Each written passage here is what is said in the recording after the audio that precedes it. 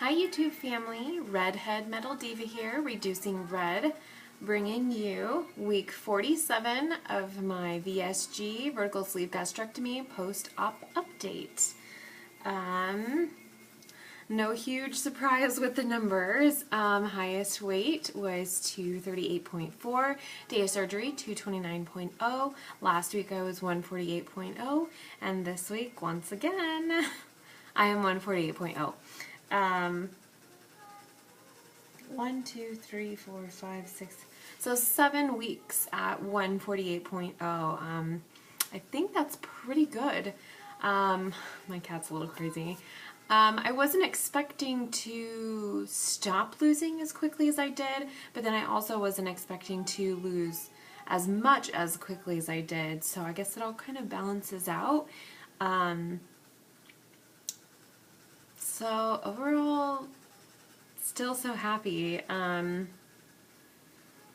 thing to be happy about is I just had my second massage today, and the last one I was a little bit sore, but that's kind of expected, but not enough for me to have another one 2 weeks later. Kind of indulging a little splurge. But so either I'm in a really good place with the fibromyalgia, because I still don't really believe that, but whatever it is, the pain that's throughout my whole body, you know, in my muscles, like a deep pain, would always get worse with touch, especially with massage. I would be like immovable, you know, for weeks because I was in so much pain, and you know, and it wasn't worth it at all, but, you know, I've been so stressed out lately, and I was starting to kind of get, you know, some soreness in my neck and some stiffness in my neck, and I was really, really afraid that, you know, the losing the migraines was only temporary, and now that my body's kind of settled and adjusted, that it was just all going to start working its way back up, you know, back to daily migraines. And so, you know, in speaking with my pain doctor, you know, when I first started going, you know, he had said, you know, massage, but more on the lines of stretching would be really helpful because of all the tension in the muscles, you know, and that's what's kind of generating the migraine, or, you know, at least, I can't think of the word right now for some reason, contributing to the migraines every day. Wow. So I went and had my first massage, and I was like, oh, I'm going to pay the price for it later. It's going to hurt really bad. I'm going to be really sore. And the next day I wasn't. And then the day after I had a little bit of soreness, like right in the middle underneath my neck. But all the stuff that she did, like super intense, like neck things, like pulling the muscle out, didn't bother me. And so I was pretty surprised at that. So like I said, I'm either like at a low point with whatever that body pain is, or maybe it's gone away. And that's just another thing to tack on to the list of things I've been able to get rid of because of this weight loss and the surgery. So either way, it's a good thing, even if it's only temporary. That's great. So I guess I will update you guys next Sunday and let you know if I had soreness this week. But I will be updating you about Minnesota. The high on the low on Thanksgiving is 7, and then the low on Saturday is -2. -2. Just to put this in some perspective, I am chilly right now, and it's 80 degrees in my house. I'm not normally in just a tank top, but I've been cleaning, which is weird, you know, straightening up around the house, moving things, throwing things away, bizarre for me, but got in a mood, so what can you do? But now that I've like stopped moving, I'm a little bit chilly, and the ceiling fan is on, so that's not helping. but it's gonna be a deal.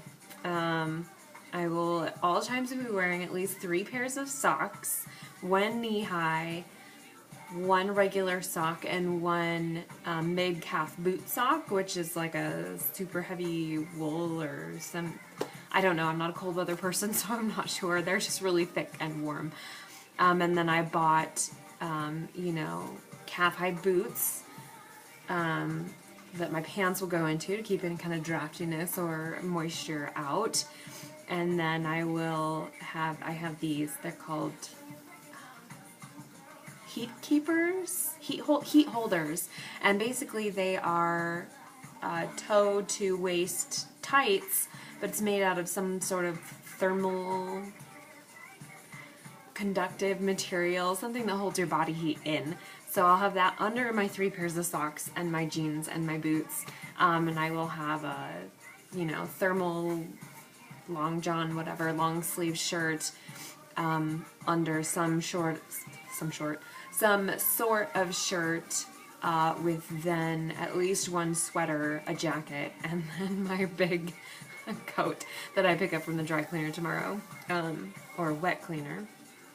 I had it wet cleaned. I read an article about you know, the changes in dry cleaning and them stepping away from using as many chemicals. And obviously, anytime you have your clothes professionally cleaned, there are chemicals. But, you know, I guess that there's like 2,000 plus chemicals in dry cleaning. And there's nothing dry about it. Like, your clothes soak in a bath of chemicals. And wet cleaning, I guess, has significantly fewer chemicals. So we'll see. It's not that I dry clean very many things. I think I've done maybe 3 in my whole life, maybe 4. So it's not like I'm really worried about it, but whatever you can do to reduce your chemical exposure is great. I attribute, you know, as healthy as I am right now to reducing my chemical exposure, because a year prior to the surgery, working up to that, I cut as much, you know, chemical contributors out of my life as I could. You know, I only wash with oil. I think I've talked about that. Or glycerin soap, you know, just pits and groin. I moisturize with oil. I make my own laundry detergent, dish soap, around the house cleaner, I think it's a deodorant. Anyway, chapstick. So I cut, you know, a large portion of chemicals out of my daily life, which I really think is what helped me get healthy enough to survive the surgery, because it was pretty bad before. But anyways, so kind of got off track there. So my boots are so fun, and they zip all the way up. The last time I wore boots that tall, I was in middle school, maybe early high school, but they were lace up, so, you know, I could keep them a little bit wider, you know, as needed for the girth of my calves, and no adjustment was necessary, straight out of the box from the shoe store. Hi, Bertrand. And so that's pretty cool. This is Bertrand. He is the biggest of my cats. I don't know if I've told this story during my journey, but almost 3 years ago, my husband went out to cook something on the barbecue on our back patio, and he came in screaming, "There's a rat! There's a rat! Honey, come get the rat!" So I went out, and right next to the barbecue was this teeny little black puppy thing with a long tail, but he had no fur on his tail, so he literally looked like a rat. And I got close enough to see, no, it's a cat. So we brought him inside, we went to the store and got him some, you know, the cat bottle feed stuff in a little bottle, and, you know, a little towel in a box, and we fed him and kept him warm.